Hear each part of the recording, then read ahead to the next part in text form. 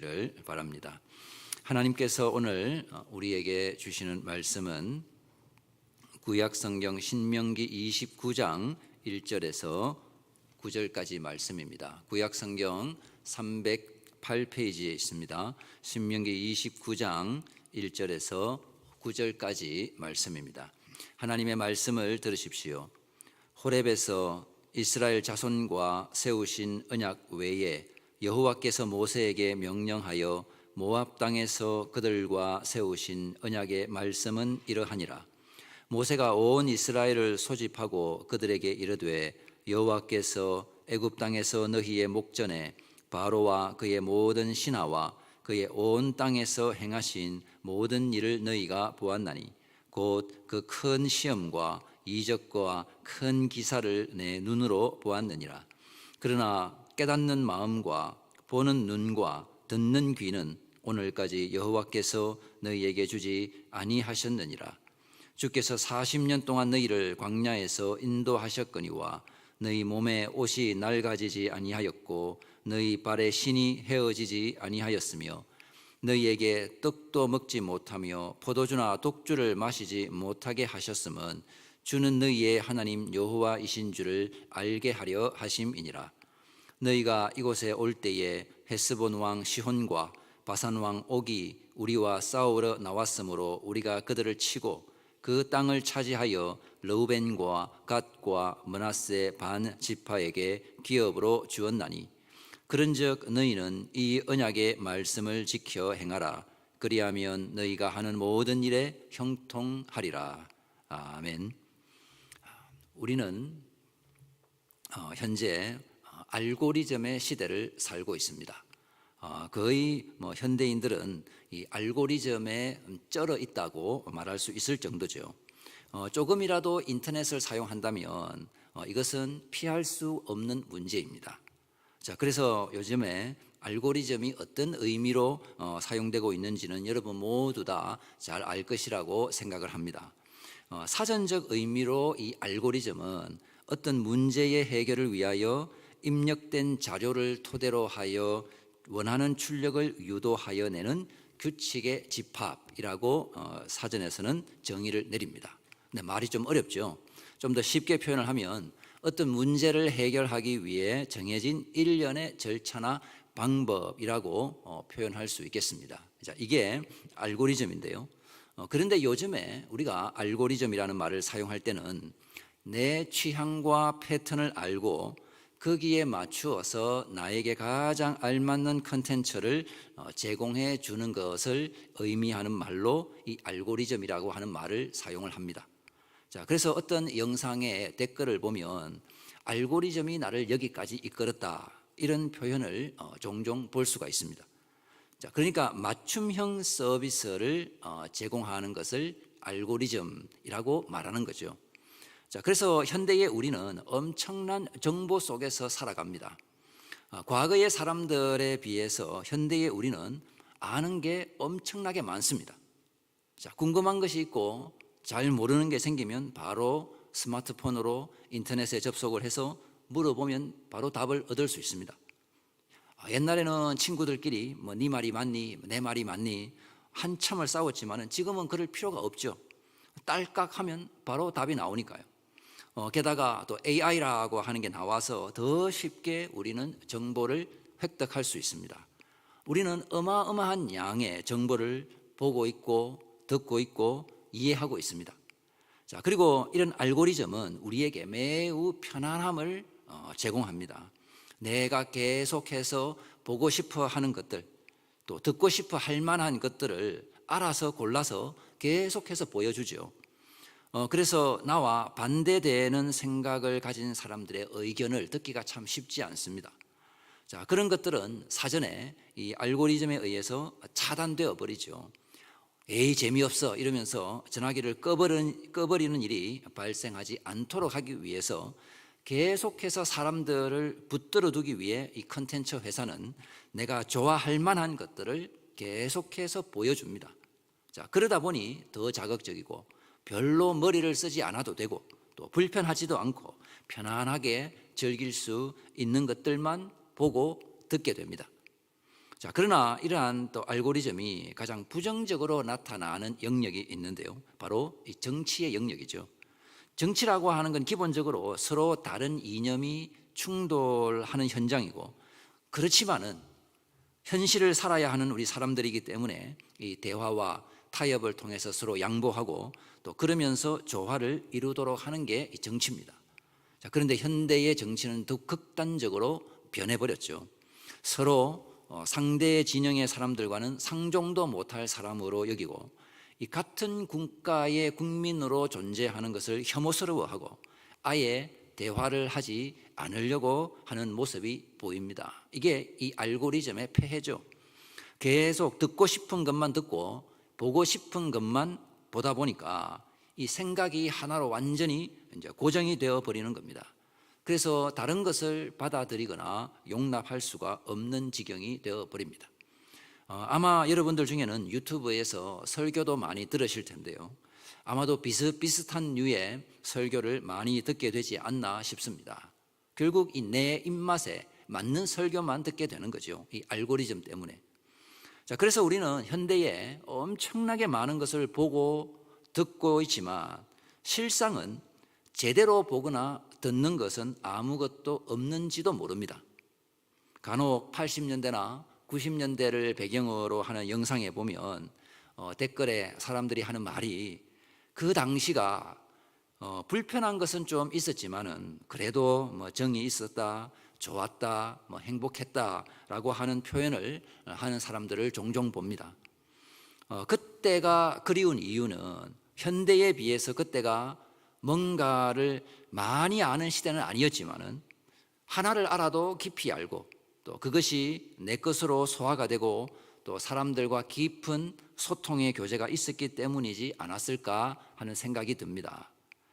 그래서 저는 다시 요즘에 신문을 좀 봤으면 좋겠다는 생각이 들 때가 있습니다. 요즘은 정말 편리하게 뉴스를 받아보고 실시간으로 일어나는 일을 확인할 수 있지만 항상 이게 제목만 보지 그 내용을 거의 안 보게 되죠. 그런데 신문은 시간을 들여서 읽어야 하고 또 이해를 해야 합니다. 어떤 사건에 대한 깊이가 더해지는 거죠. 단순히 보고 듣는 것을 넘어서 이해하고 이제 깨닫는 수준까지 갈 수가 있는 겁니다. 우리가 성경을 읽는 것도 신문을 보는 것과 비슷하다고 생각을 합니다.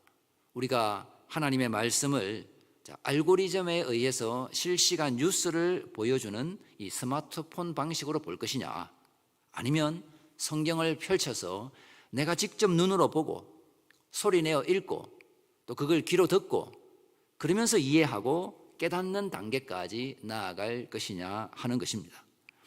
출애굽한 이스라엘 백성은 짧은 기간 내에 정말 어마어마한 양의 이 신앙적 정보를 경험했습니다. 그러니까 그게 입력이 된 거죠. 애굽의 10가지 재앙, 출애굽, 그리고 홍해가 갈라졌다가 다시 합쳐지고 광야에서는 반석에서 물이 나오고 하늘에서는 만나가 내리고, 그리고 아무런 군사적 준비가 되어 있지 않았는데도 전투에서 승리하는 경험을 했습니다. 그러니까 짧은 시간 내에 압도적인 경험을 한 것입니다. 자, 오늘 본문이 다 그런 내용을 요약해서 보여주고 있는데요. 자, 지금 이 신명기 말씀이 이스라엘 백성이 경험한 신앙적 체험을 그냥 과거의 사건으로 흘려보내는 것이 아니라 현재적 사건이 되게 하기 위한 갱신의 현장임을 먼저 확인하면서 오늘 본문이 시작을 합니다. 자, 그래서 1절에 호렙에서 이스라엘 자손과 세우신 언약 외에 여호와께서 모세에게 명령하여 모압 땅에서 그들과 세우신 언약의 말씀은 이러하니라. 자, 호렙이라고 하는 건 시내산을 말하는 거죠. 출애굽 직후에 시내산에서 이스라엘 백성은 십계명을 받고 하나님과 맺은 그 언약을 말하는 겁니다. 자, 그리고 이스라엘에 반역이 있었고 광야 40년의 세월이 흘러서 이제는 출애굽 2세대가 주역이 되어 있는 상황입니다. 이제 그들과 다시 모압 땅에서 가나안 땅 입성을 앞두고 언약의 갱신이 일어납니다. 자, 이를 가리켜서 모압 언약이라고 부르는데요. 자, 그래서 신명기 전체가 다 이 모압 언약, 그러니까 시내산 언약의 이 갱신을 위한 말씀인데요. 자, 그래서 언약 갱신의 결론은 뭐냐?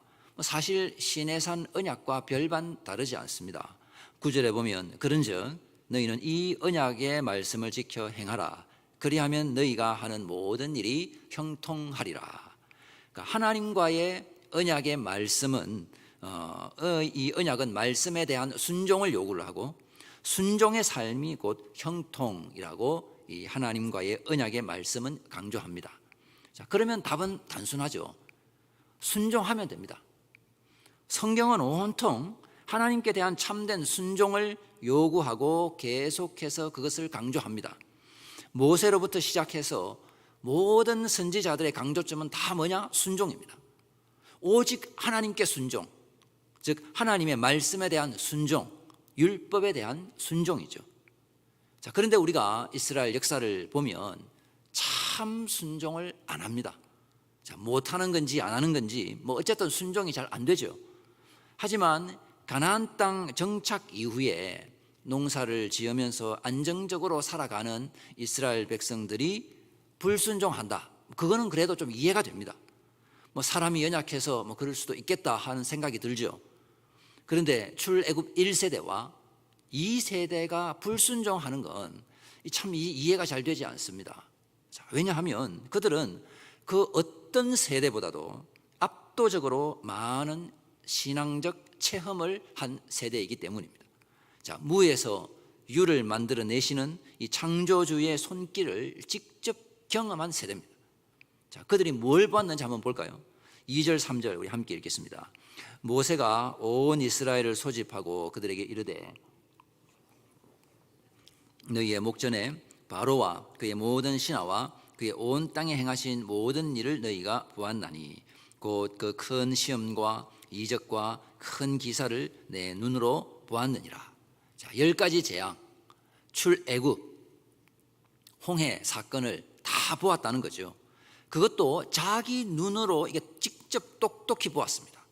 자, 그리고 5절 6절 주께서 40년 동안 너희를 광야에서 인도하셨거니와 너희 몸에 옷이 낡아지지 아니하였고 너희 발에 신이 헤어지지 아니하였으며 너희에게 떡도 먹지 못하며 포도주나 독주를 마시지 못하게 하셨음은 주는 너희의 하나님 여호와이신 줄을 알게 하려 하심이니라. 자, 40년 동안 옷을 새로 만들 필요가 없었고 신발을 만들 필요가 없었습니다. 아마도 할아버지, 아버지, 자녀에게로 계속 물려주어도 여전히 튼튼한 의복과 신발이 되었을 겁니다. 한마디로 기적이죠. 그리고 광야에서 그들은 떡도 먹지 못했고 포도주나 독주도 마시지 못했습니다. 왜냐하면 농사를 짓지 않았으니까요. 자, 그런데도 그들은 굶지 않았습니다. 매일 하늘에서 내리는 주님께서 공급하시는 일용할 양식인 만나를 먹었습니다. 자, 그거 먹고도 모두가 건강하게 삶을 영위할 수가 있었습니다. 자, 이것 또한 기적이고 비교할 수 없는 압도적 신앙적 체험입니다. 그러니까 하나님에 관한 엄청난 정보가 나에게 입력이 되는 사건이죠. 출애굽 1세대와 2세대만큼 하나님의 역사를 많이 경험한 세대는 아마도 성경에서 전무후무할 것입니다. 자, 그러나 그러한 출애굽 세대를 향해서 하나님께서는 전혀 다른 말씀을 하고 계시죠. 3절 4절에 곧 그 큰 시험과 이적과 큰 기사를 내 눈으로 보았느니라. 자, 그러나 깨닫는 마음과 보는 눈과 듣는 귀는 오늘까지 여호와께서 너희에게 주지 아니하셨느니라. 자, 3절에서 분명히 내 눈으로 보았다라고 하시고서는 바로 이어서 깨닫는 마음과 보는 눈과 듣는 귀를 하나님께서 주시지 않았다라고 말하고 있습니다. 이 좀 이상한 대조가 있죠. 자, 보기는 봤는데 그 본 것은 본 게 아니라는 말이죠. 그리고 듣기는 들었는데 그것은 제대로 들은 게 아니라는 말입니다. 그리고 뭔가 이해를 한 것 같기는 한데 참으로 깨달은 것은 아니라는 거죠. 만일에 하나님께서 이스라엘 백성에게 제대로 된 진짜 이해력을 주시지 않았다면, 그렇다면 그들의 불순종과 이 반역에 대해서 책임을 물을 수 있는 것인가 하는 이 해석학적으로 해결하기 어려운 질문이 발생을 합니다. 자, 그래서 이 유대인 주석가 중에 한 사람은 이것을 탈무드의 한 구절을 인용하면서 이렇게 설명을 하는데요.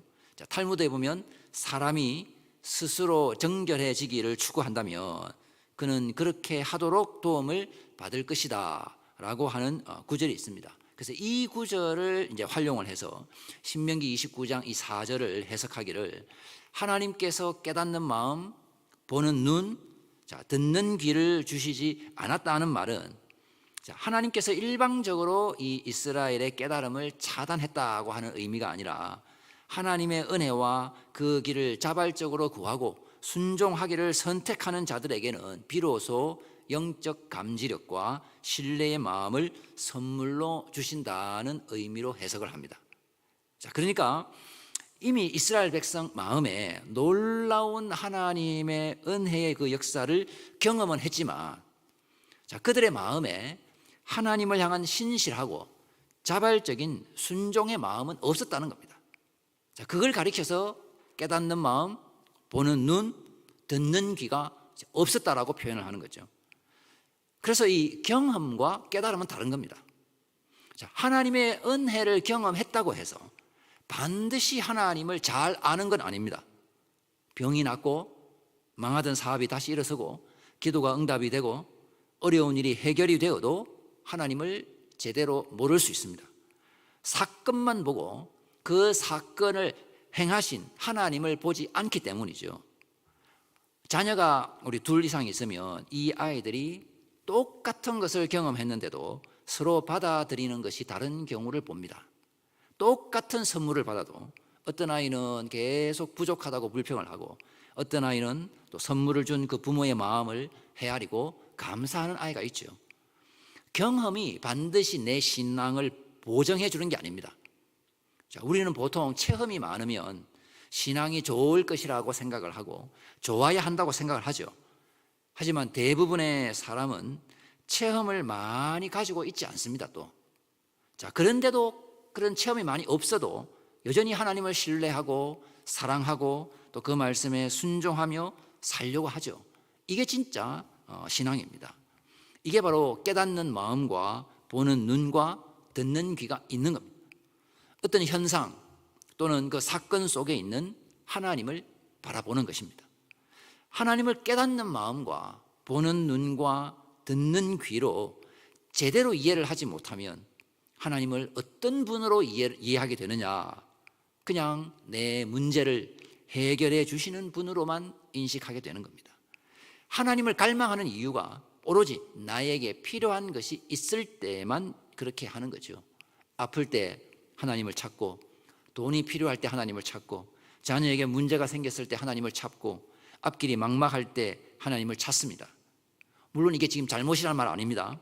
우리가 어려울 때 하나님을 찾지 우상을 찾아서야 되겠습니까? 자, 그렇게 어려울 때, 필요할 때 하나님을 찾고, 그래서 하나님께서 은혜를 주셔서 문제가 해결이 되고 도움의 손길을 경험하고 하나님의 전능하심을 찬양하는 것까지 할 수 있습니다. 여기까지 다 이게 하나님의 역사고 하나님의 복이죠. 자, 그런데 그 다음에 다시 원래대로 그냥 내 인생, 내가 주인이 되어서 다시 내가 모든 걸 결정하고 계획하고 원하는 방향으로 살아가려고 하면 또 그러다가 또 어려우면 주님 구하고 이런 반복적인 행태는 결국 하나님을 내 인생의 주인으로 모시는 것이 아니라 그냥 내 문제를 해결해 주는 요정으로 생각하는 것과 다를 바가 없는 것입니다. 그게 바로 깨닫는 마음과 보는 눈과 듣는 귀가 없는 겁니다. 왜 하나님께서 광야에서 매일매일 놀라운 체험을 하며 살게 하셨을까요?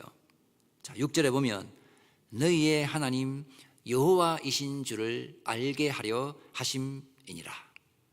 체험과 사건을 통해서 깨닫고 보고 듣고 우리의 모든 감각을 통해서 들어오는 그 모든 정보가 자, 궁극적으로는 하나님을 아는 것으로 나타나야 하는 것입니다. 자, 이렇게 하나님을 알도록 하기 위해서 하나님께서 이스라엘 백성을 광야에서 40년이나 데리고 다니셨습니다. 광야에는 편리한 게 없죠. 오로지 하나님의 공급에만 전적으로 의지하는 삶을 살 수밖에 없습니다. 이스라엘 백성이 스스로 알아서 뭔가를 할 수 있는 게 없습니다. 아마 이것이 제일 광야에서 답답한 부분이었을 겁니다. 자, 이를 통해서 하나님께서 뭘 가르쳐 주시는 것이냐 하면 내 인생의 주인이 내가 아니라 하나님이라고 하는 것을 깨닫게 하시는 겁니다. 자, 그래서 때로는 불편한 자리에 들어가야 비로소 보이는 것들이 있습니다. 고난의 자리에 가서야 깨닫고 보고 듣는 게 있죠. 내 마음대로 하고 편안한 때는 이해도 안 되고 보이지도 않고 들리지 않던 것들이 인생의 광야에 가서야 그때서야 이해가 되고 보이고 듣는 것들이 있습니다. 내가 의지하던 것들이 흔들려 봐야 진짜 의지해야 하는 것이 무엇인지 알게 되고 내 계획이 깨져 봐야 누가 내 인생의 진짜 주인인지 보입니다. 그리고 내 힘으로 해결할 수 없는 자리에 가봐야 하나님의 손길을 느끼게 되는 거죠. 편안함이 우리의 지각을 열어주는 게 아니라 때로는 불편함이 우리의 눈과 귀를 열어주기도 하는 것입니다. 서두에 말씀드린 것처럼 우리는 알고리즘의 시대에 살고 있습니다. 그러니까 나에게 딱 맞춘 그 편안함의 시대를 우리가 살고 있는 거죠. 알고리즘 때문에. 심지어 하나님의 말씀도 나에게 정말 듣기 좋은 편안한 말씀을 제공해 주는 그런 환경 속에서 우리는 살고 있습니다. 하지만 성경은 원래 우리를 편안하게 하는 책이 아니라 불편하게 하는 책입니다.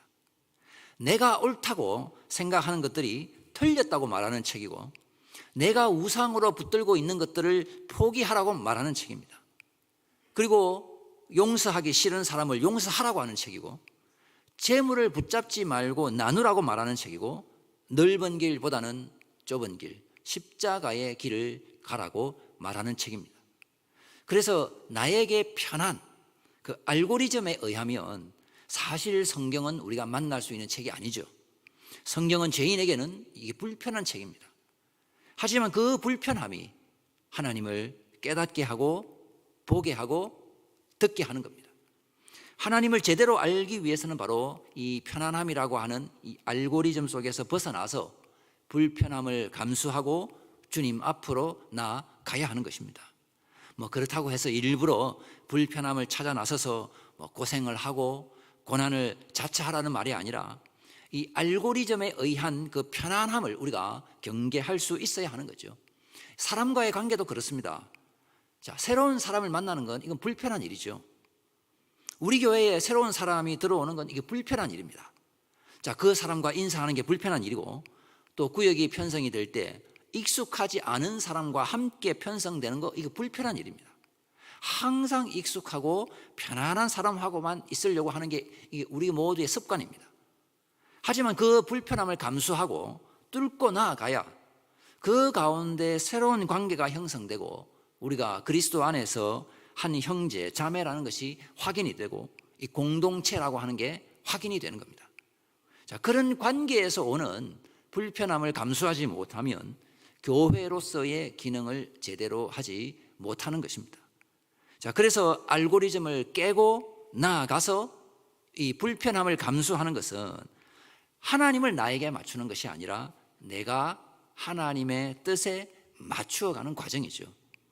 자, 그러니까 이스라엘 백성은 결국 그 불편함을 감당하지를 못한 겁니다.